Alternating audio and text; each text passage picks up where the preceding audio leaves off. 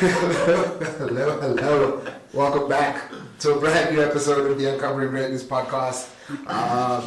Feels good to be back. As you guys know, we've been recording a few episodes. We've done two episodes with Nicole where you're talking about processing. And today we shaking things up a little bit. We've got Barry Mitchell back in the house after his tour of Africa. Become a little pop star, tours Africa a lot now.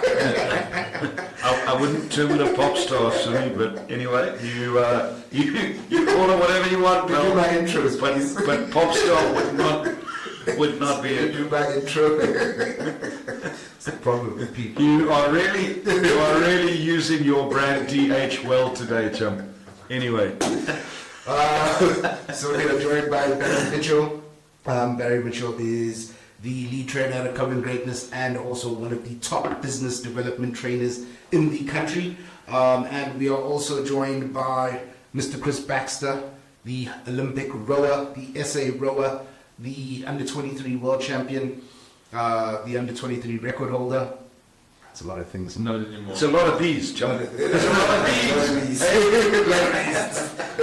lot of these. But gents, I'll let you guys do your own intros. Tell the people who you are, how you doing, how goes it? Barry, how goes it? Yeah, good. Actually, good to be with you guys. Nice to be on this podcast. I've had a really good month. I've done a lot of travel, I'm very blessed spending a lot of time in Southern Africa. Get really, being able to be on mission. And our mission is to make a significant impact on the entrepreneur and business landscape of Africa. So, I was sitting down the other day. I need to get another passport. I got a passport 18 months ago, and I was sitting down the other day. I don't know. As you do these things, I was counting how many stamps were in my fucking passport.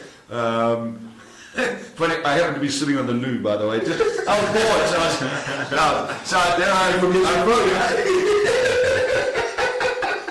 so I'm counting the steps. 192 steps in 18 months. In 18 months. That's over 10 steps a month. I've had a couple of overseas trips, but maybe 10 of those steps would be overseas trips. So 180 of those steps, and if it's 4 steps a trip, we've done over 80 to 90, over 80 trips in the last 18 months. So sure. But good to be here. But looking forward to today's podcast. Spending a bit of time with Chris. Not really that excited to spend time with Sulu, but that's life. That's one. You got in the more.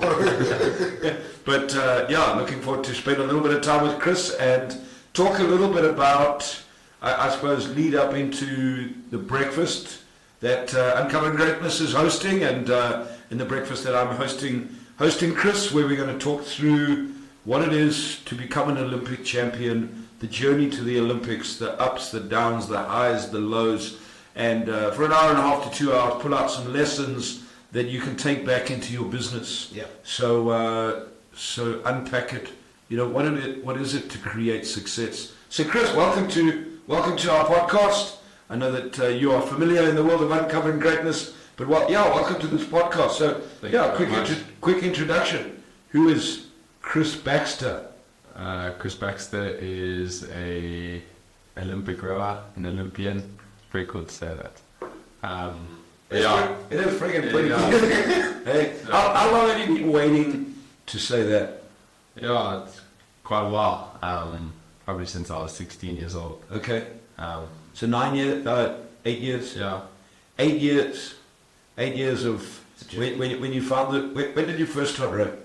In 2014. So 2014. So 10 years ago, and you got into rowing. It took you a bit of time, but when you were 16, you made the decision that you'd like to take rowing really seriously. Yeah. So for 8 years, you've been looking forward to becoming an Olympian, and in Paris, you were able to actually say, "I'm an Olympian." Yeah. I don't think people realize the magnitude of that, do they? No, definitely not. Just like those, if you had to go to anyone and, say those words, to them it's like just 3 words, but you know, like you said, the 8 years building up to it, it's big to be able to say them, and like not just like, oh, I'm going to the Olympics, like, you know, I am an Olympian. Yeah. So yeah, it's pretty special. You know, I take that back into business, and it's like, you know, people throw the word around, I'm going to be a millionaire, I'm going to be a multimillionaire, I'm going to be a billionaire. But the magnitude of actually getting there, what it takes to get there, how few people actually get there. I mean, when you take the Olympics, how many rowers in South Africa at the moment? Eligible rowers that could make the Olympics. So let's say from 18 to what, 34? Yeah, quite a few. What's that? 2,000, 3,000, 5,000? Couple of thousand. Yeah, I'd say closer to a couple hundred. Couple of hundred, okay. Yeah. So 400-500 rowers in various categories. And you are one of 3 people who represented SA rowing at the Olympic Games. That's amazing. Yeah, and it is special, and like, I mean, going back to like after the Olympics, and you know, it wasn't exactly how we wanted it to go, but you know, coming back home and just putting everything into perspective, like I was one of 3 people from South Africa to go to the Olympics. So you know, it's an achievement in itself. So you know, I've been using this example a lot recently with my clients and in the events that I run, and you know, in sales, I asked the question: if you only had one chance every 4 years to close a deal, how much would you practice? And people look at me, because the reality is you practiced for 4 years, didn't you? Yeah. In fact, you've been practicing for 8 years, but for the last 4 years, you really set your mind on the Olympics from the previous Olympics. Yeah. And you've been practicing for 4 years, and you got up pretty much every day, and you've done the same thing every single day to practice. And you went to the world champs, you went to worlds, you did all those things, but that was really to practice, to qualify and to practice for the Olympics. Yes, 100%. How many times have you sat on that erg?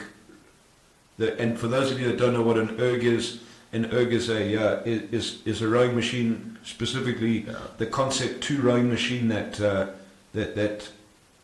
all top rowers in the world utilize. It's the cream of the rowing machines, yes. Yeah. And that's probably it's the recognized rowing machine for athletes. Yeah. How many times in the last 4 years do you think you sat on that erg?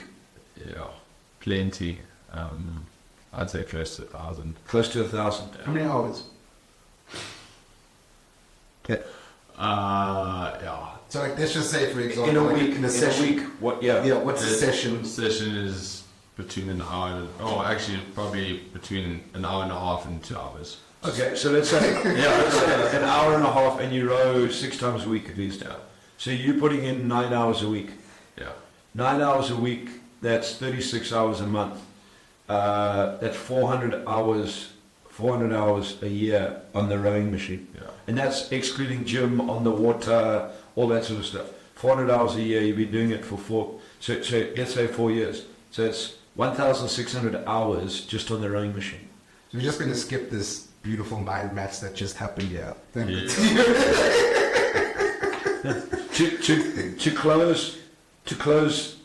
have one opportunity to close the deal. Yeah. And when you got to the Olympics, you could, in terms of business and in sales, you get the opportunity to pitch. Yes. And what's pitching? Going to visit a client, you get the opportunity, and you have to close the deal.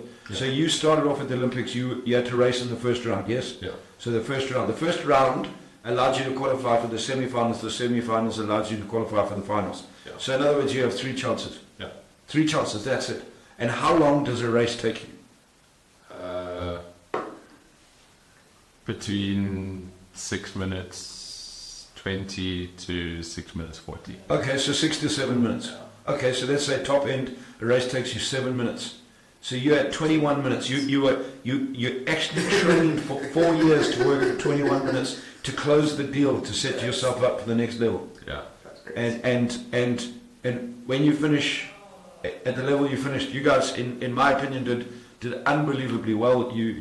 you rode with a legend of the sport, a 4-time Olympian, John Smith. Yeah. And yeah, I know that you guys had goals, dreams, and desires to get to the final and that sort of. But to come in the top 9 pair rowers on the planet, that is, and so when you take it back to business, I don't think people often see the opportunity we have in business is that we get to start every single day.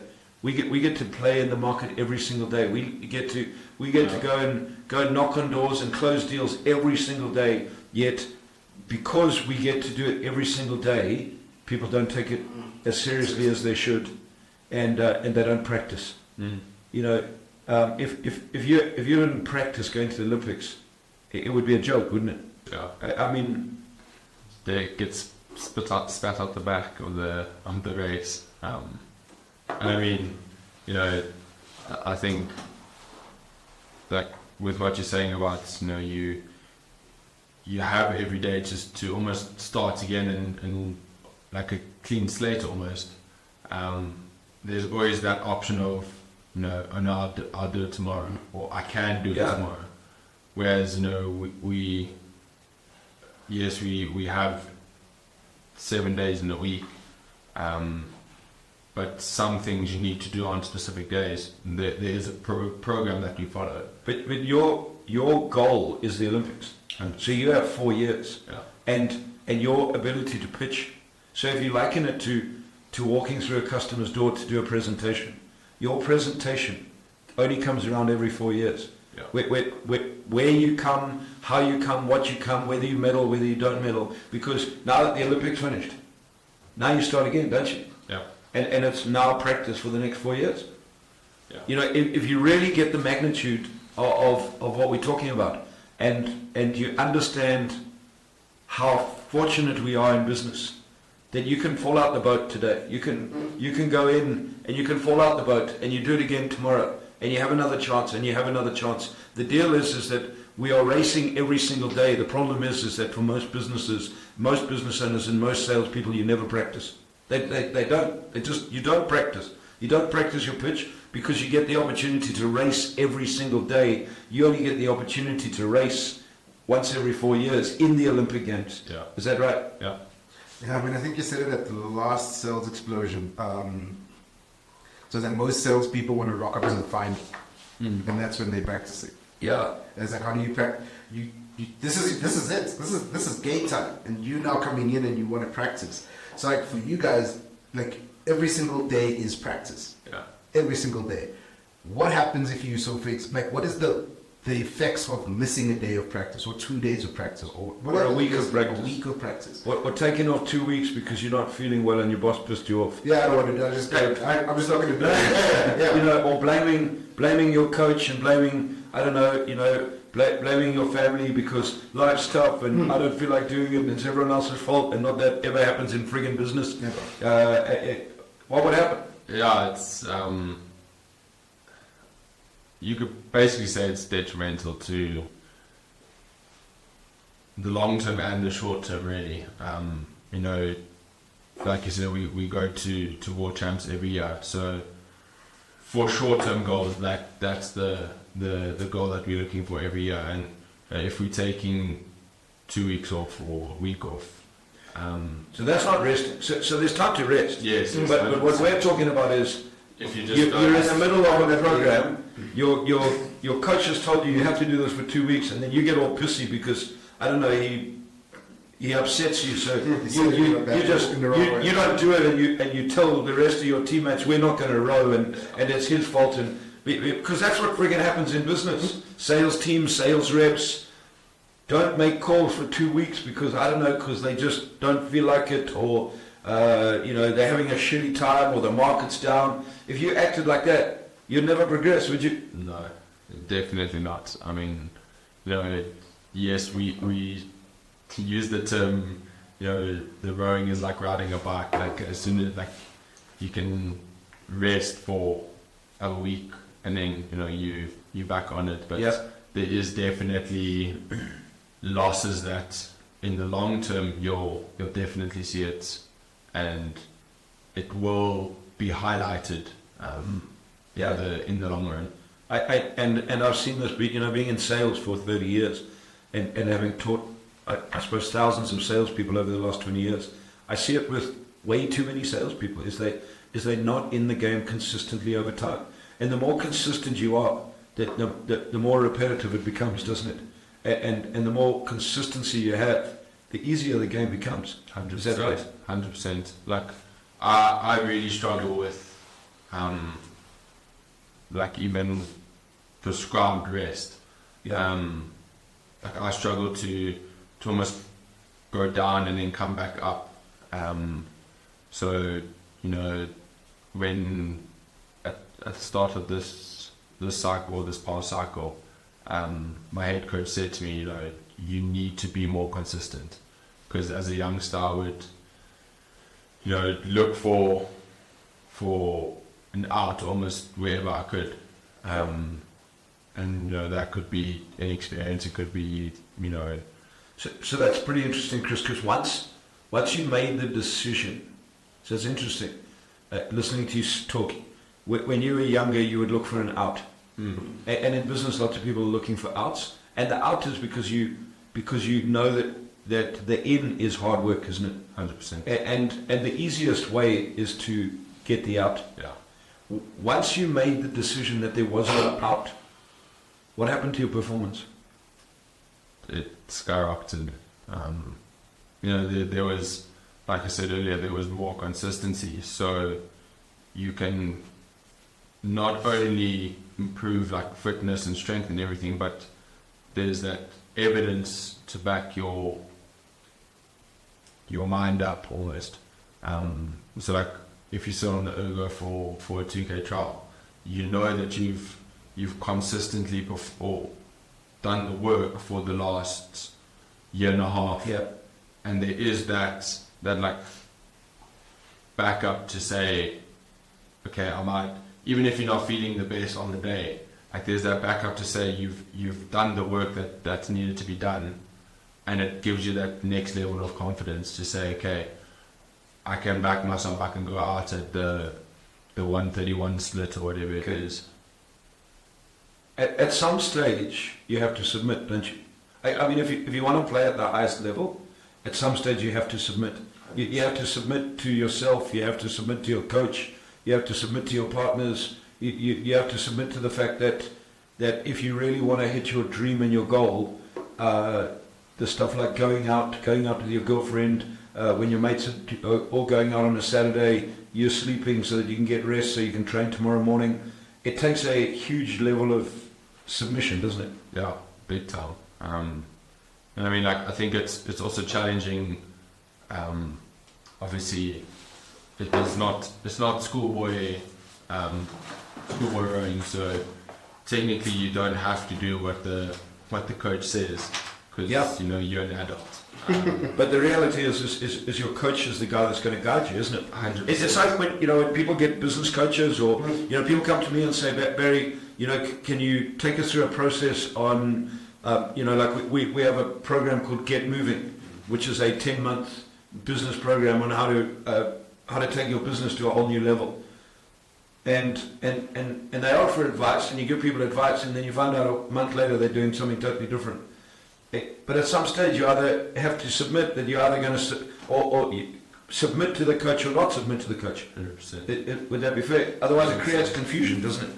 Yeah, definitely. And then it's almost like, you've got two directions that you're trying to follow, where then you're just fighting against one another. And in order to get to the Olympics, get to the highest level, you need one authoritative voice that's guiding, whether it's two people in the boat or just yourself.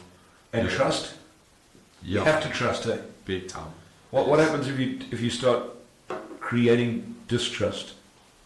I mean, then you pretty much start questioning, like, whether what you're doing is right, and that could be something to do with the program, an exercise that you're doing on the water, and it just like, then you're not actually allowing yourself to fully be immersed in the training, and you're always kind of like a little bit wary of, okay, but why are we doing that? And I think what I learned was, there's a difference between asking questions like why are we doing this for understanding, compared to like saying, why are we doing this because you don't trust what you're doing, and you don't trust that what you're doing is going to make you fast. So have you found that at times when that lack of trust creeps in, a lot of times because you're listening to the wrong people? Yeah. So you'll listen to other people who say, "Oh, I know better," and why are you doing this? And have you heard that guy used to do this? And if you entertain that nonsense, if you entertain those little voices, that creates confusion. Definitely. And that happens in business. How many times have people, and especially in this game of learning today, in today's world, where you have so much access to information that people are becoming so confused because they don't actually know who they follow, what they follow, and what process there is to follow. It's like I say in sales, find a sales process. So people say to me, why is your sales process the best? I go, I didn't say it was the best. It's a sales process. It's worked for me for 30 years. I've used it for 30 years. So if I'm going to coach you on sales and you want to follow what I do, use my sales process. If not, go find another coach. But if you go to that coach, go use their sales process. Because once you start working with them on their sales process, through their sales process, then you'll be able to figure out what works and what doesn't work. But it's to avoid this confusion, isn't it? 100%. So there's a wonderful word that I love, and it comes out of the work of Alan C. Walter. And Alan has this word called unreasonableness. So I'm going to read unreasonableness to you, Chris. And in terms of creating success, at what level of this word do you really need to live? So unreasonableness breaks the realities and the agreements that it is okay to be stupid, to fail, to be ineffective, and not produce and not be yourself. Unreasonableness is a form of tough love. Now, a lot of times people will say, yes, but that's unreasonable, and you need to be more reasonable. So reasonableness in Alan's words says this: reasonableness is a subtle form of tacit sabotage.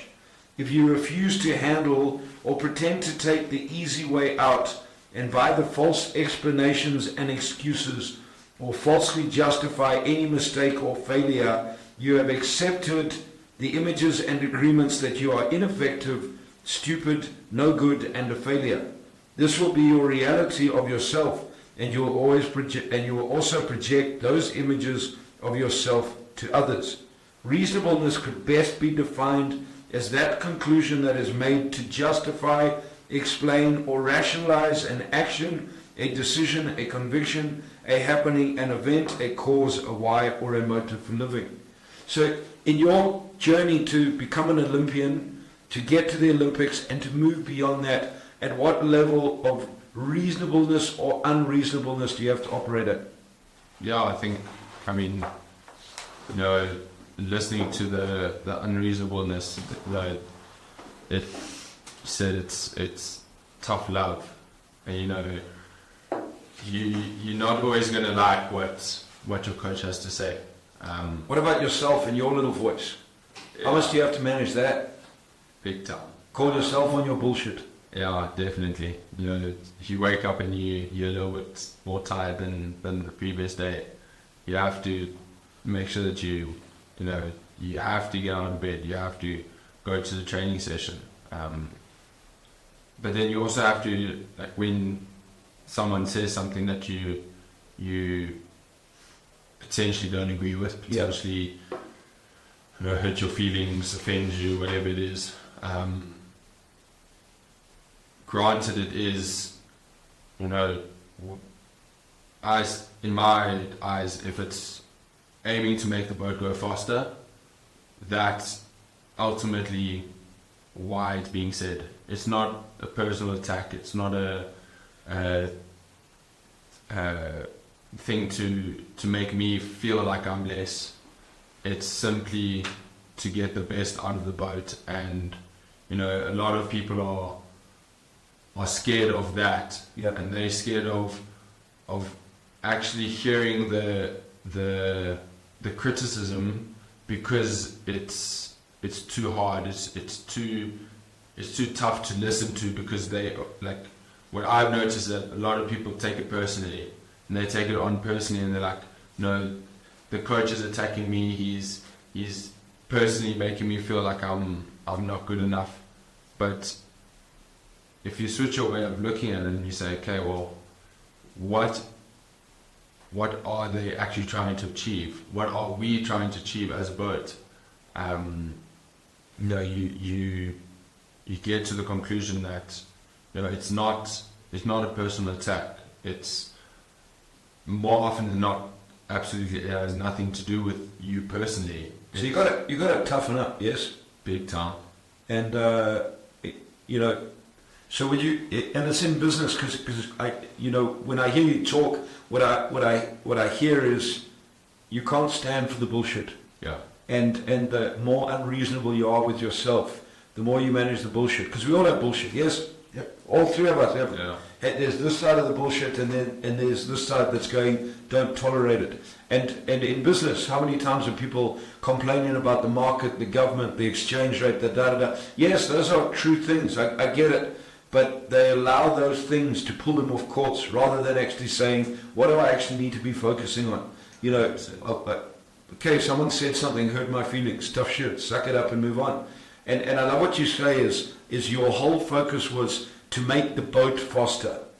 To make the boat faster. And if you take that back into business, is to close more sales, to find more customers, to service customers much better, to build your business to be stronger, to have a stronger team. And in order to do that, if I'm hearing you have to operate at a high level of unreasonableness, and most of that unreasonableness will be in your head, yes? Yeah, definitely. And so a level of mental toughness.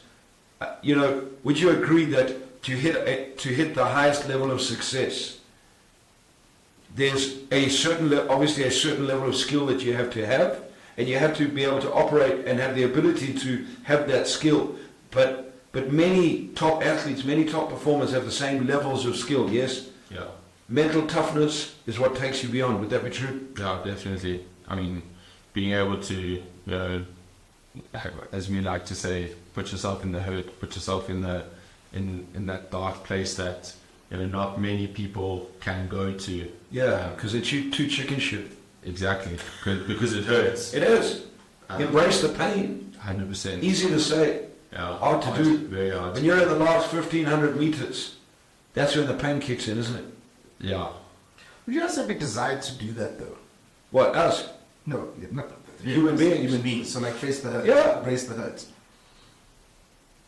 Some people can just do it a lot more than But you train yourself though, don't you, Yeah. Chris? It's like in business. It's hurt. You keep getting no's. You set a strategic plan. You start at the beginning of the year. You know where you're going. The market friggin' collapses. I don't know. Some friggin' people invent or do whatever they do with COVID, and suddenly your business turns upside down, and all those things are going to come at you. Yes, it's like you don't qualify for the world champs, and you have to suck it up again. In your case, and we'll talk about this at the breakfast on Saturday. But in your case, a medical condition that broke you down, that could have stopped you. But it's the ability to push through that, isn't it? It's that ability to embrace the pain, and it's going to be painful. But once you get through the other side, Yeah. and that's where I think so many people stop themselves in business, because once I'm actually going to. Today is the 1st of October, and I've decided I'm going to get fit again and get back to where I was 2 years ago. But guess what the biggest hurdle is? You. Yourself. No, yes, it's me, but it's me moving into what? Into the pain. Yeah. Because I've been there before. 2 years ago, I was, 9, 10, 11% body fat, the fittest I've ever been. And now I'm not. I'm 15, 16 kgs heavier than I was. And it's like, I know where I want to be. I know what I want to achieve because I've been there before. But it's got the road back is so friggin' tough. Yeah. And how many? And on your journey to the Olympics, is that what you experienced? Yeah, very much so. you know, I often say, you know, people just, they see the racing, they see the good results, the bad results, whatever it is, but, you know, the day-to-day stuff, that's where it's really, really tough. You know? 2,000 meter berg time trial. Yeah, that's not fun. I don't think that, I mean, there's lots of painful friggin' sports, but that's a level of pain, isn't it? Yeah.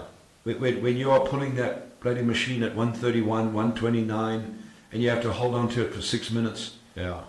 I mean, you know, you feel pain where you, like, muscles you're not even really using. I think the first 300 meters you could quit, yes?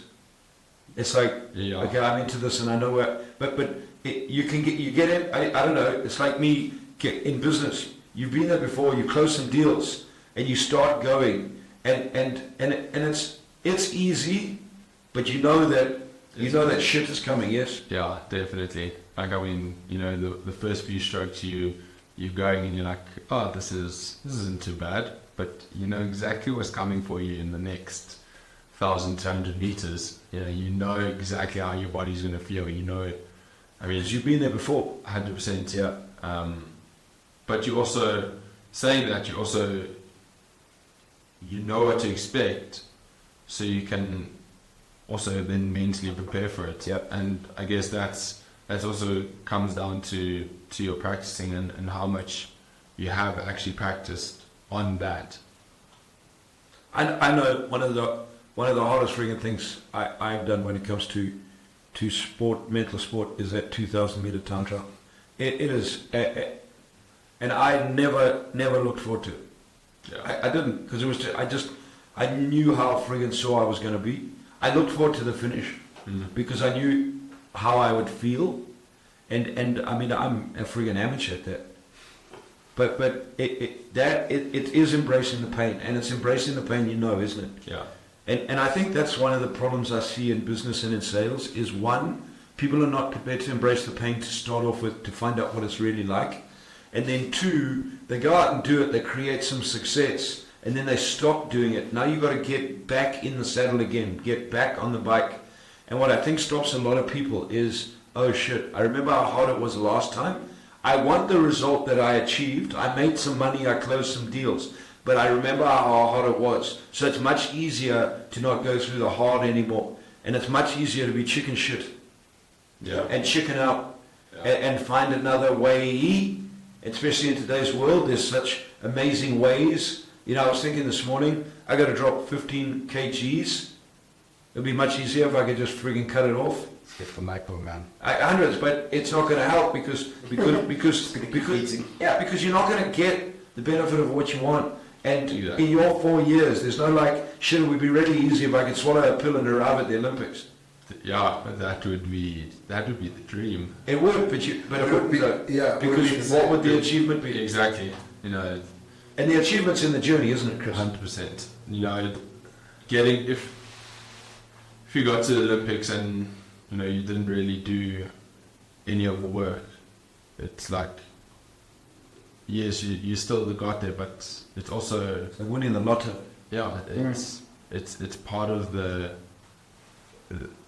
dream. Is like I said, it's the journey, and you know the ups, the downs, the good, the bad. It helps you learn. It makes you tougher, gets you one step closer to where you want to be.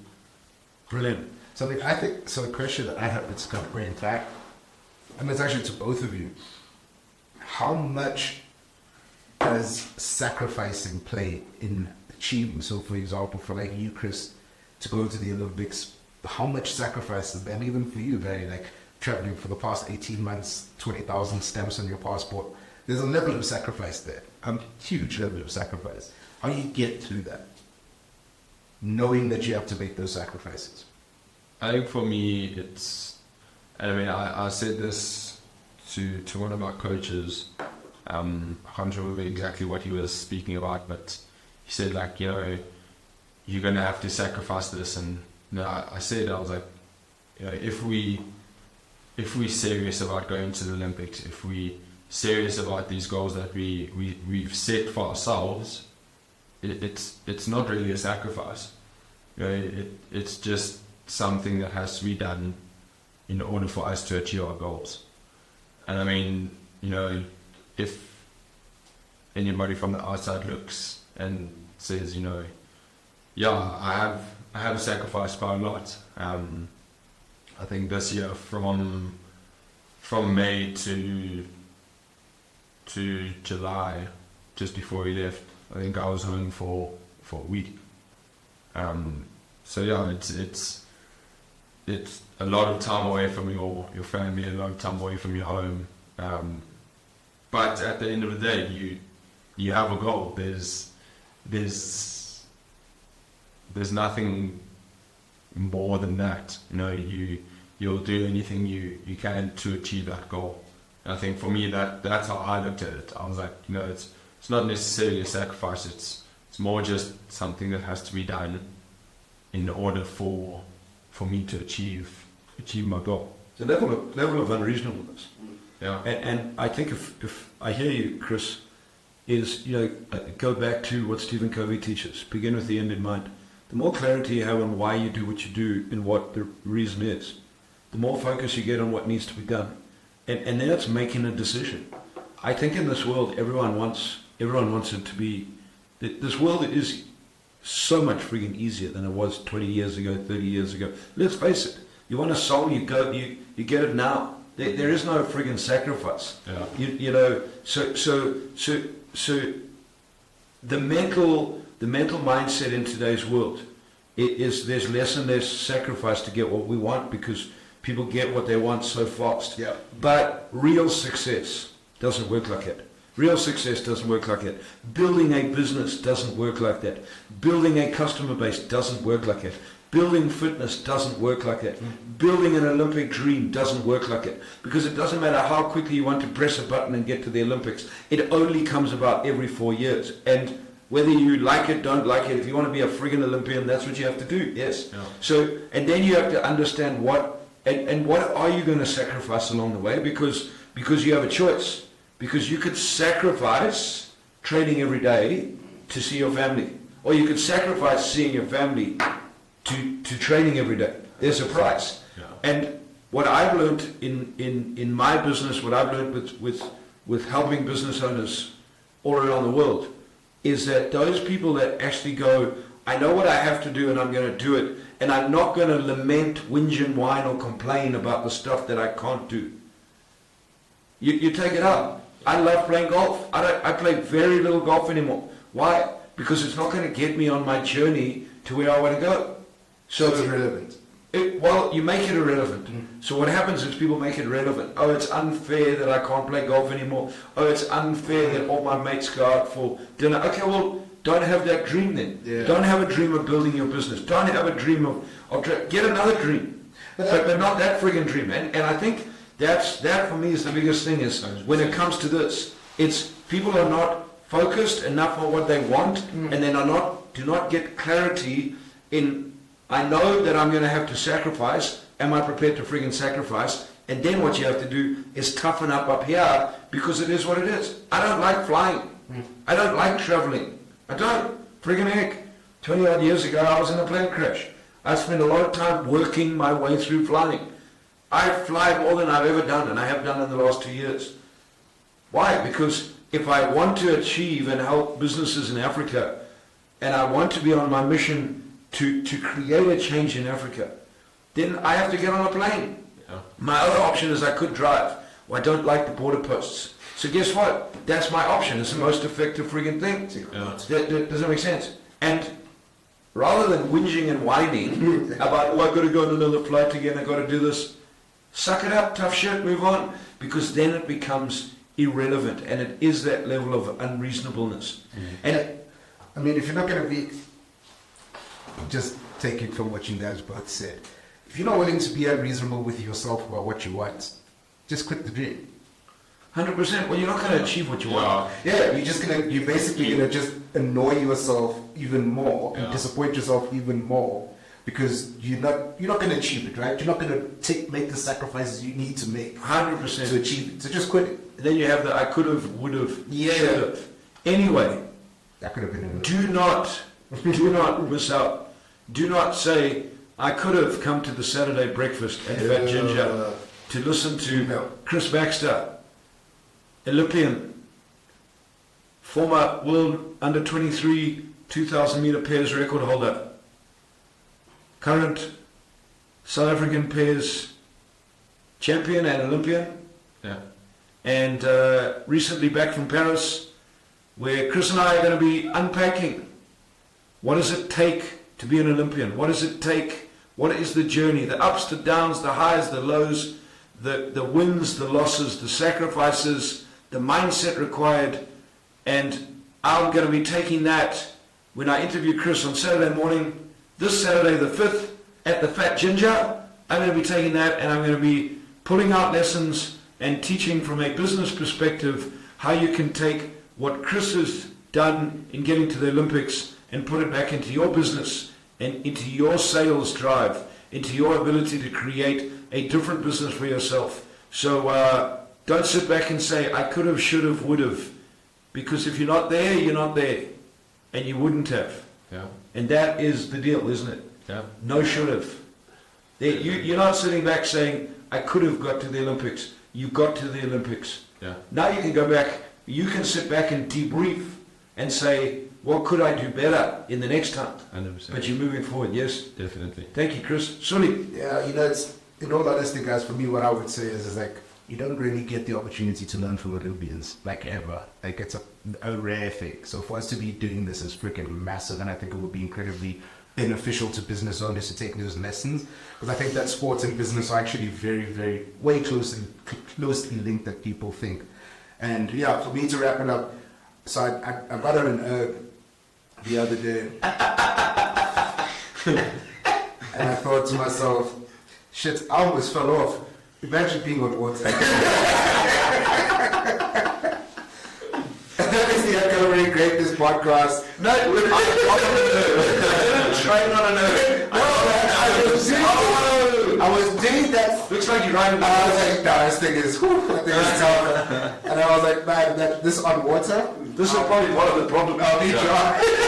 Yeah, somebody needs to show me how to do something. Because there was a guy looking at me funny, and I was like, probably did this wrong. But I'm doing it, so that's all that freaking matters. I don't care how I'm doing it.